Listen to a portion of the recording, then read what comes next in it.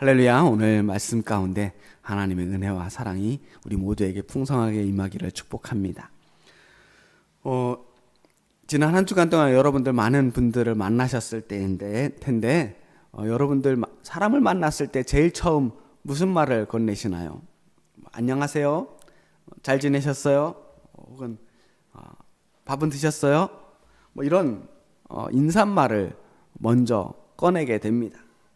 우리 매일 정말 수많은 인사를 나눕니다. 그 인사말을 보면 전 세계적으로 좀 비슷한 것 같아요. 우리는 상대방에게 안녕이라는 그 안부를 묻잖아요. 잘 지내셨냐는 거죠. 이스라엘 사람들은 샬롬, 축복, 샬롬을, 평화를 서로 축복합니다. 또 대부분의 나라들이 다들 굿모닝, 굿이브닝 이런 식으로 뭔가 좋은 것들, 상대방의 어떤 삶에 좋은 것들을 바라보면서 축복하면서 말을 건넵니다. 일본에는 인사말 중에 아리가또라고 하는 인사말이 있더라고요. 아리가또 들어보셨죠? 고맙다는 인사말입니다. 한자를 풀어보니까 이 아리가또가 유난이라고 하는 한자어를 푸른 거라더라고요. 있을 유에 어려울 난이에요. 어려움이 있어라 이런 뜻으로 오해할 수 있는데요. 그게 아니고 잊기 어려운 일, 그것을 유난이라고 한다는 거예요. 잊기 어려운 일. 왜냐? 누군가를 도와준다는 일이 누군가 자신의 시간과 노력을 들여서 그 사람을 섬겼다는 거잖아요. 그래서 잊기 어려운 일이라는 거예요. 그게 당연한 일이 아니고 잊기 어려운 일을 당신이 해 주었으니 참 내가 감사합니다. 이런 뜻이라는 겁니다. 하여튼 좋은 인사말인 것 같아요. 왜 인사에 대한 이야기를 하느냐? 인사라고 하는 것은 모든 관계를 시작하는 첫 번째 관문이기 때문입니다. 일단 인사를 서로 주고받아야 그 다음 대화로 이어갈 수 있는 겁니다. 사람과 사람이 서로 친해지고 관계를 맺기 위해서는 인사라고 하는 관문을 먼저 통과해야 하는 겁니다. 인사부터 일단 하고 그리고 자기소개하고 그래서 차츰차츰 서로를 알아가기 시작하는 거죠. 인사를 안 한다 만약 그 사람이 나를 보면서 아는 척도 안 하고 인사도 안 하고 그런다면 친해지긴 어렵죠. 그 다음 단계로 넘어갈 수가 없습니다. 그래서 인사는 그 사회의 기본 질서를 유지하는 가장 기본적인 장치가 아닐까 생각합니다. 자, 우리가 악수를 하잖아요. 악수를 하는 게 왜 악수를 하게 되었는가? 사실은 옛날에 서로 악수를 하는 건 빈손을 보여주는 거라는 거예요. 내가 당신을 해칠 무기가 내 손에 없다. 나의 손에 무기가 없다는 걸 서로 확인시켜주는 그러한 절차에서 유래된 것이 악수라고 합니다. 상대방에게 고개를 숙이는 것도 또 평화와 안녕을 묻는 것도 상대방에 대한 존중이고 그렇게 우리가 아주 평화스러운 관계로 당신과 만나고 싶다라고 하는 그런 의사를 표현하는 것이고요. 그렇게 관계가 출발하는 겁니다. 그래서 어른들은 제가 어렸을 때 늘 듣던 게 인사만 잘해도 먹고는 산다.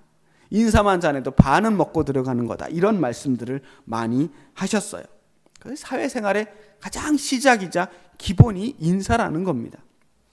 자, 오늘 예배 시간에 이런 인사에 대한 이야기를 드리는 이유는 오늘 우리가 읽은 이 성경 말씀이 바로 인사에 대한 이야기이기 때문입니다.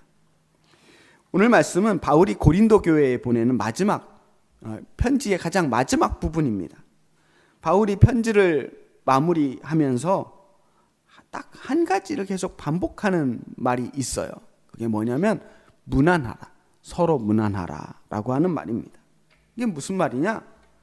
인사를 잘하라는 말이냐? 바울이 그 긴 편지를 열심히 써놓고 마지막을 그냥 인사 잘하라고 인사하라고 끝맺었다는 게 의아할 수도 있고 좀 밋밋하게 느껴질 수도 있을 겁니다. 그런데 오늘 말씀을 잘 들여다보면 그 안에 얼마나 깊은 신앙의 이야기가 있는지 발견하게 될 겁니다. 자, 여러분 한번 상상해 보시자고요. 만약 여러분이 어떤 교회에 편지를 쓴다고 했을 때, 근데 그 교회가 문제가 많은 교회예요. 서로 갈등하는 파벌이 있고, 어떤 사람들은 지도자를 공격하고 아주 공개적으로 비방을 합니다. 성도들 사이에는 서로 상처와 오해가 가득합니다. 그런 교회에 편지를 쓸 때 그 마지막을 뭐라고 써야 되겠습니까? 바울이 편지를 썼던 이 고린도 교회가 그런 교회였어요. 고린도 교회는 아주 번화한 항구 도시에 있었던 교회인데 아주 다양한 배경을 가진 사람들이 모여 있는 그런 교회였습니다. 유대인도 있었고 헬라인도 있었고 부유한 사람도 있었고 가난한 사람들도 있었습니다. 이 다양한 사람들이 모였다는 게 장점이 될 수도 있지만 또한 갈등의 씨앗이 되기도 합니다. 누가 더 잘났느냐, 누가 더 믿음이 좋냐, 이런 것들을 싸우기도 했고요. 성만 찬 자리에서 서로 차별받는다고 불평하는 사람들도 있었습니다. 또 바울이 정말 사도의 자격이 있느냐 없느냐 가지고 싸우기도 했습니다. 하여튼 이 교회는 상처투성이었어요. 그런 교회를 향해서 편지를 쓰다가 마지막 이렇게 마무리를 하려고 합니다. 마지막으로 형제들아 기뻐하라, 온전하게 되라, 위로를 받으라, 마음을 같이 하라, 화평하라. 그리하면 사랑과 평강의 하나님이 너희와 함께 계시리라. 그게 11절 말씀이에요.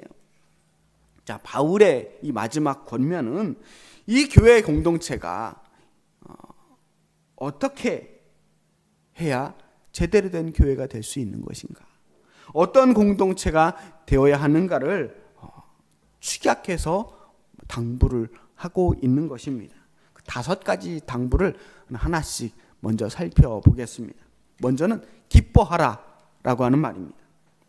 이 기뻐하라 라고 하는 말은 상황 좋을 때, 기분 좋을 때만 기뻐하라는 것이 아닙니다.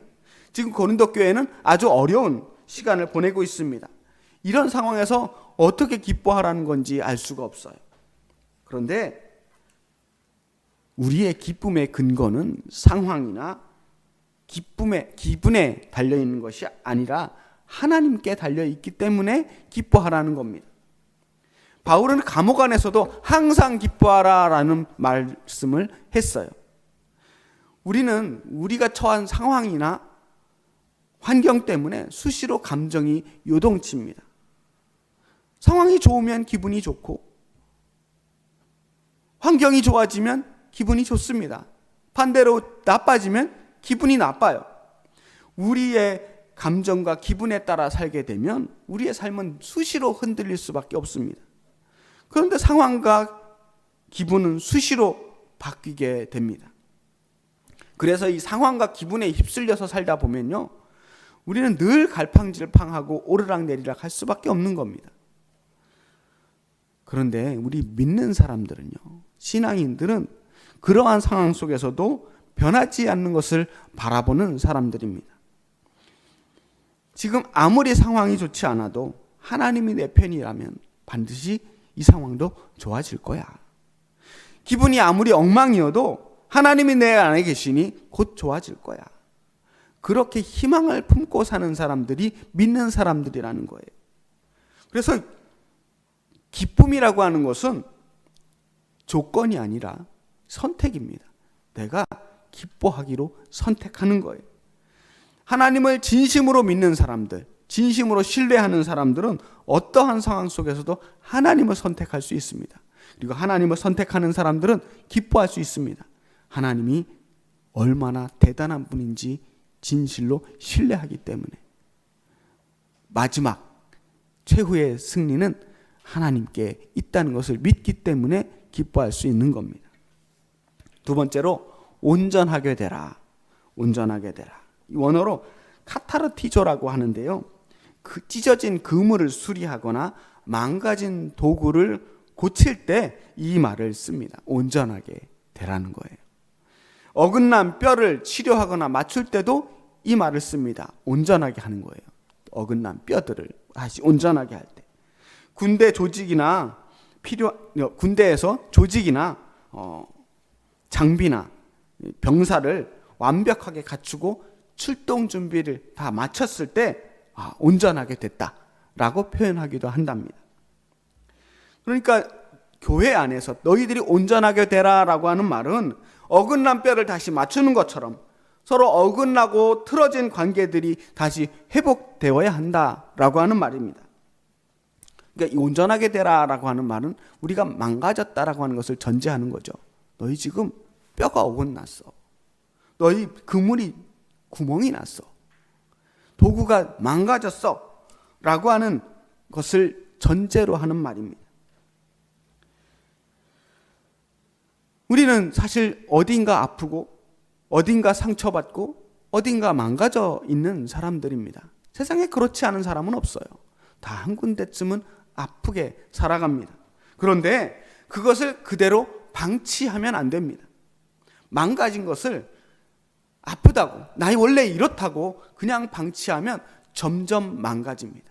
찢어진 그물 조금 구멍 난 게 그대로 방치하면 나중엔 도저히 감당할 수 없을 정도로 쓸모없게 되는 겁니다. 망가진 것을 고쳐야 합니다. 부족한 것은 채우면 됩니다. 어긋난 것은 그냥 다시 맞추면 되는 거예요. 처음부터 완전하고 온전한 것은 없습니다. 우리는 완벽해지려고 하는 것이 아니라 온전함을 향해 조금씩 나아가려고 하는 것입니다. 그래서 이 온전하게 되라라고 하는 말은 우리 개인의 내면적인 성숙뿐만 아니라 공동체가 그렇게 온전한 공동체로 나아갈 수 있도록 노력하라는 거예요. 조금씩 고쳐가면서 온전하게 되거라. 그래서 마침내 출동 준비를 다 마친 완벽한 군사처럼 그렇게 그리스도의 군사가 되라고 하는 말씀입니다. 자, 세 번째는 위로를 받으라. 위로를 받으라. 이 말은 파라칼레이스테라고 하는 이 히브리어 헬라어 단어를 쓰고 있는데요. 이 파라칼레이스테, 이건 파라클레토스, 보혜사라고 하는 말을 떠올리게 돼요. 어근이 같습니다. 그러니까 보혜사는 우리에게 위로를 해주시는 분이에요. 우리를 위로해 주기 위해서 하나님께서 보혜사 성령을 보내주셨어요. 위로를 받으라라고 하는 것은 보혜사 성령께서 우리를 위로해 주시는 것처럼 성령님께 우리도 위로를 받으라고 하는 말씀입니다. 교회는요, 기본적으로 위로받는 곳이어야 합니다. 외로운 사람에게 함께 울어줄 수 있는 곳이 교회가 되어야 하고요. 낙심한 사람들이 다시 일어설 수 있게 하는 것이 교회여야 합니다. 그 위로가 그런데 하늘에서 뚝 하고 떨어지는 것이 아닙니다. 여러분들이 교회에 들어온다고 무조건 들어오자마자 막 위로를 받고 교회에 왔다가 가면 그냥 모든 문제가 해결되는 것 아니잖아요. 위로를 받아야 되는데 그 위로를 어떻게 받아야 하는가? 우리도 하나님께 위로받기 위해 기도해야 되는 것은 물론이지만 우리가 서로를 위로해야 합니다. 교회 공동체는 그런 곳이에요. 우리가 서로를 위로할 때 성령께서 우리를 통해 일하시는 겁니다. 우리가 성령의 통로가 되는 것입니다. 보혜사 성령께서 우리를 위로하듯이 우리도 교회 안에서 서로를 위로하는 공동체가 되어야 한다라고 하는 것입니다. 네 번째로는 마음을 같이 하라. 마음을 같이 하라. 자, 마음을 같이 한다는 것은 같은 방향을 바라보라는 게 아닙니다. 같은 의견을 가지라는 것도 아닙니다. 우리가 어떻게 이렇게 많은 사람들이 모여서 같은 의견과 같은 방향을 가질 수 있겠습니까? 우리가 모여서 저녁 메뉴 하나를 선택하려고 해도 사람이 많으면 그거 하나도 하나 통일하기가 쉽지 않습니다. 영화 한 편 보는 것도 쉽지 않아요. 취향이 다르고 생각이 다릅니다. 정치적인 성향도 다를 수 있습니다. 모든 문제를 바라보는 시각이 사람마다 달라요. 하지만 교회는 그렇게 다른 사람들이 모여서 한 곳을 바라보는 곳입니다. 바로 하나님을 바라보는 곳입니다. 교회 안에서 서로 다름을 인정하지 못하면 더 이상 그곳은 교회가 될 수 없습니다. 국적이나 성별이나 학력이나 빈부의 차이나 피부색이나 장애 유무나 그 어떤 차이에도 불구하고 교회는 서로 마음을 같이하여 하나님을 바라보는 곳이어야 합니다. 하나님을 사랑하고 하나님께 사랑받으면서 그리고 서로가 서로를 축복하는 곳, 그곳이 바로 교회. 이 땅에서 이루어낼 하나님의 나라, 하나님의 나라의 그 작은 모형이 되는 것입니다. 그렇게 마음을 같이 할 때 이곳이 천국이 되는 겁니다.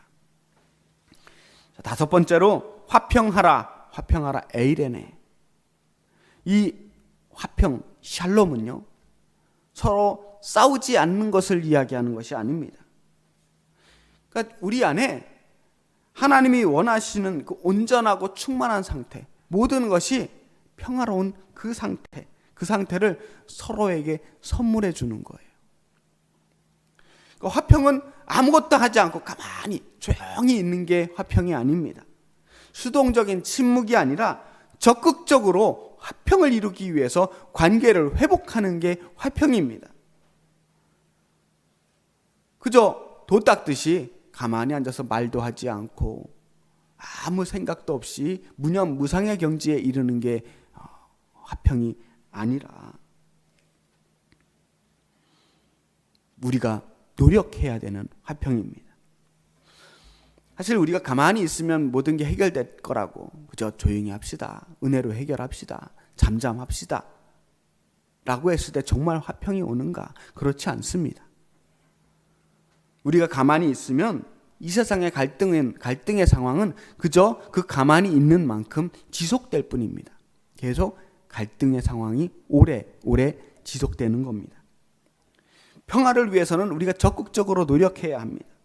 먼저 우리가 양보해야 하고, 먼저 다가가야 하고, 먼저 사과해야 되고, 먼저 용서해야 합니다. 먼저 행동하는 사람만이 하나님의 평화를 먼저 이룰 수 있는 것입니다. 바울은 이렇게 약속합니다. 그리하면 사랑과 평강의 하나님이 너희와 함께 계시리라. 이 다섯 가지를 실천하는 그곳에 하나님이 함께 계신다는 것입니다. 그곳이 바로 진정한 의미의 교회가 될 것이다. 이 땅에 이루어질 하나님의 나라가 될 것이라는 것입니다. 오늘은요, 특별히 삼위일체의 주일이라고 부르는 주일입니다. 삼위일체, 성부, 성자, 성령 하나님을 생각하는 날입니다. 그래서 오늘 특별히 더 의미가 있습니다.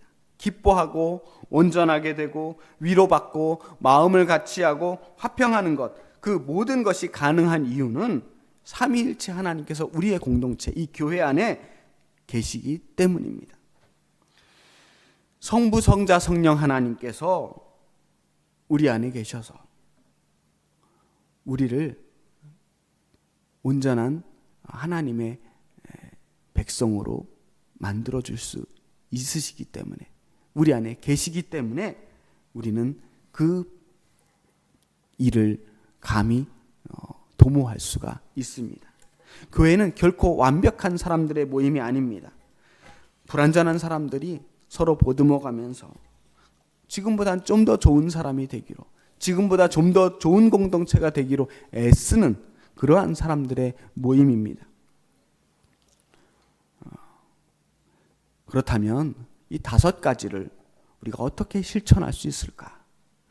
바울은 아주 구체적인 방법 하나를 제시해 줍니다. 12절 말씀입니다. 우리 함께 읽어볼까요? 거룩하게 입맞춤으로 서로 문안하라. 거룩하게 입맞춤으로 서로 문안하라 라고 했습니다. 여기서 문안하다라고 하는 말은 반갑게 맞이하다, 따뜻하게 환영하다, 안부를 묻다, 뭐 이런 뜻입니다. 그런데 그냥 단순하게 안녕하세요, 반갑습니다 이렇게 고개 까딱거리고서 인사하는 그런 게 아니라 상대방을 끌어안으면서 온몸으로 당신 내 형제입니다, 내 자매입니다, 진심으로 사랑합니다 라고 그렇게 반기는 인사입니다. 이 거룩한 입맞춤으로 문안하라고 그랬는데, 거룩한 입맞춤은 초대교회에서 이 예배 안에 이루어지는 어떤 평화의 인사였습니다. 우리 문화랑은 맞지 않죠. 뭐 서양 사람들은 지금도 그렇게 인사하는 나라들이 좀 있습니다만 우리나라와는 맞지 않지만 중요한 것은 어떤 형식으로 문안하느냐가 아니라 어떠한 태도로 서로에게 문안하느냐 하는 것입니다. 나는 당신을 여전히 존중합니다. 나는 당신을 잊지 않았습니다. 당신은 이 공동체에서 정말로 소중한 사람입니다. 그런 마음으로 진심을 다해 상대방에게 다가가서 그 상대방의 안부를 묻는 거예요. 어떻게 지내시나요? 어떻게 지내셨나요? 내가 당신을 위해 기도하고 싶습니다. 내가 당신을 정말로 사랑합니다. 그런 진짜 문안의 인사가 필요합니다. 문안이 관계의 시작이기 때문입니다. 화평도 위로도 마음을 같이 하는 것도 모두 먼저 다가가 인사하는 것에서 시작합니다. 그 문이 닫혀 있으면 그 다음 단계로 나아갈 수가 없어요. 여러분이 만약 교회에 나오면서 인사가 없다, 서로 아는 척하지 않고 예배만 딱 드리고 간다, 이 교회는 제대로 된 교회가 될 수 없는 겁니다.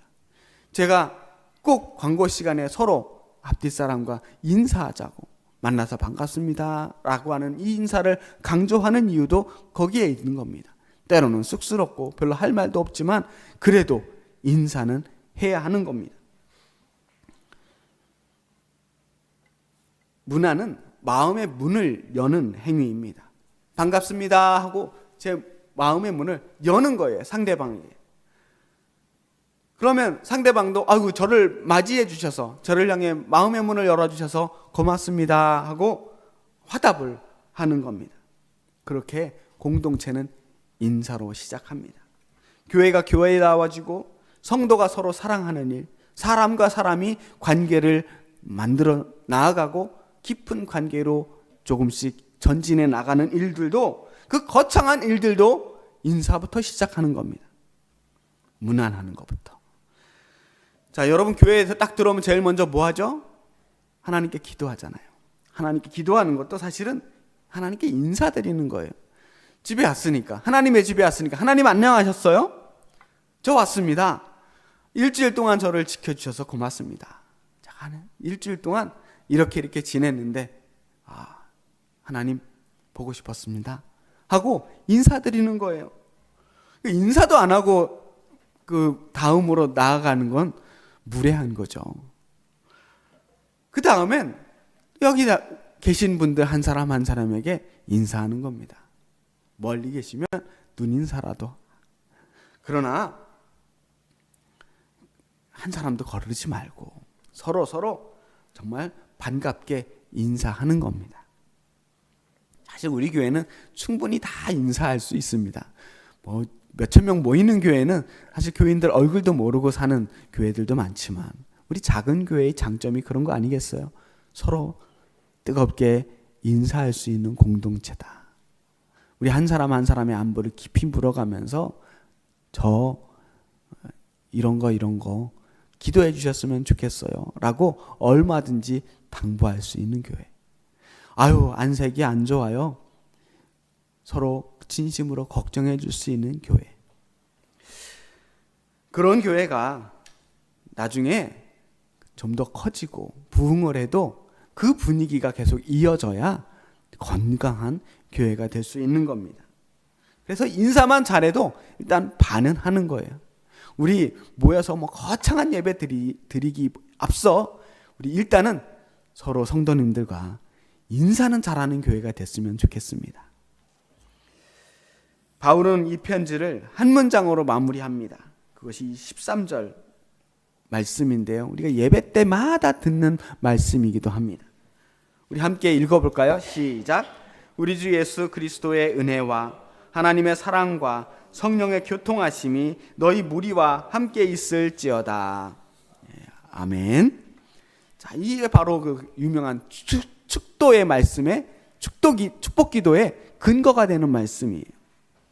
그런데 이 말씀을 예배 끝을 알리는 신호로만 듣지 않았으면 좋겠습니다. 우리가 매번 예배가 끝날 때마다 이 기도로 마무리하는 것은 그만큼 이 기도에 중요한 메시지가 담겨 있기 때문이에요. 그게 뭔지 한번 보겠습니다. 먼저 성자 예수님의 은혜입니다. 우리 주 예수 그리스도의 은혜와 성자 예수님은 우리에게 은혜를 주셨습니다.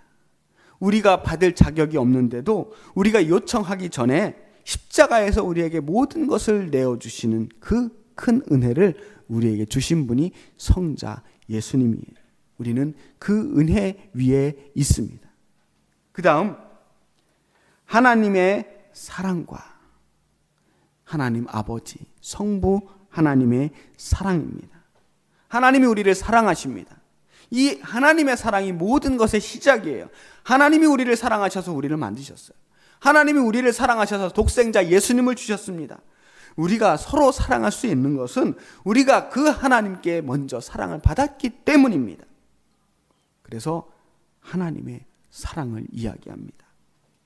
마지막으로 성령의 교통하심. 이 성령의 교통하심 우리에게 함께 있어야 합니다. 교통하심이라고 하는 말은 헬라어로 코이노니아라고 그래요. 코이노니아, 친교, 교제, 사귐 이런 뜻을 가지고 있습니다. 그냥 친하게 지내는 걸 말하는 게 아니에요.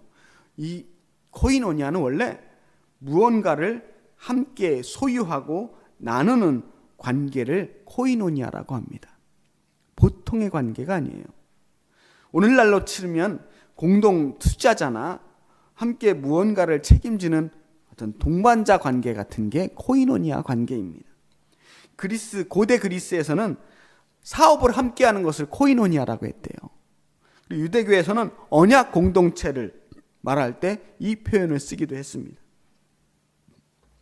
그러니까 성령의 교통하심이다라고 하는 것은 그냥 단순히 성령님이 우리와 좀 친하게 지내신다라고 하는 뜻이 아니라 우리의 하나님의 모든 것을 우리에게 나누어 주신다라고 하는 뜻입니다.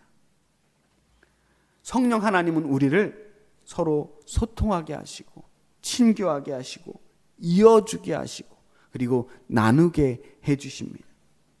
성령께서는 우리를 각자 고립된 존재로 내버려 두지 않습니다. 서로 무난하고 위로하고 마음을 같이 하고 화평케 하는 그 모든 것도 사실은 성령의 역사입니다. 자, 그렇게 성부, 성자, 성령 삼위일체 하나님께서 우리에게 복을 내려주십니다. 예수님의 은혜로, 아버지의 사랑으로, 성령의 교통하심, 코이노니아로 우리가 살아갈 수 있도록 우리와 함께 계신다는 것입니다. 이 축복은 단순히 예배가 끝났다는 신호도 아니고요. 교회에 왔으니까 복을 받고 가야지 라고 하면서 형식적으로 복을 전해주는 것도 아닙니다. 이 축복은 파송의 의미가 있어요. 이 놀라우신 사랑과 은혜와 교통하심을 입고 그것을 믿으며 이 세상으로 흩어져 나아갈 때 그리스도인으로 용감하게 살아가라고 하는 파송의 의미가 담겨 있는 것입니다. 자, 이제 예배를 마치고 나아갈 때 우리는 오늘부터는 그냥 형식적인 것이 아니라 좀 더 뜨겁게 문안하는 공동체가 됐으면 좋겠습니다. 헤어지기를 아쉬워하면서 다시 만날 일주일을 기대하면서 서로에게 더 큰 사랑, 더 끈끈한 사랑을 표현해 주시기 바랍니다. 문안은 예절이 아니라 복음입니다. 예수님께서 우리를 먼저 찾아와 주셔서 우리에게 평강을 선포해 주셨듯이 우리도 먼저 다가가는 사람이 되어야 합니다. 그래서 바울은 서로 문안하라. 교회를 위해 너희가 좋은 공동체가 되기 위해 서로 문안하라라고 하는 것을 마지막 인사에 강조하는 것입니다. 서로 문안한다는 것은 그리스도 안에서 서로가 서로를 형제로 받아들이는 것입니다. 서로의 안부를 묻고 조금 더 따뜻한 사람이 되기로 결심하는 것입니다. 자, 이 한 주간 그 삼위일체 하나님의 은혜와 사랑과 교통하심을 몸소 경험하면서 서로에게 조금 더 따뜻한 사람, 더 다정한 사람으로 살아갈 수 있기를 주님의 이름으로 축복합니다.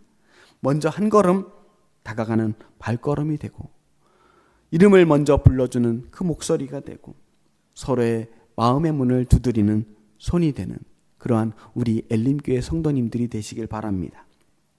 우리 주 예수 그리스도의 은혜와 하나님의 사랑과 성령의 교통하심이 이 말씀을 들으신 우리 엘림교회 성도님들 한 사람 한 사람 모두에게 함께 하시기를 간절히 바랍니다.